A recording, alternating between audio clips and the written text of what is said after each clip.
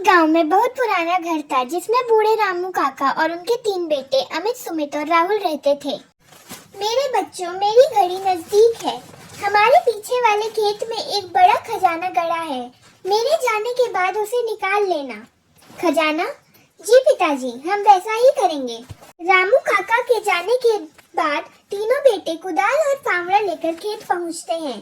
वे पूरा खेत खोद डालते हैं, लेकिन उन्हें कोई सोना या जेवर नहीं मिलता। हमने पूरा खेत खोद दिया, पर यहाँ तो कुछ नहीं है।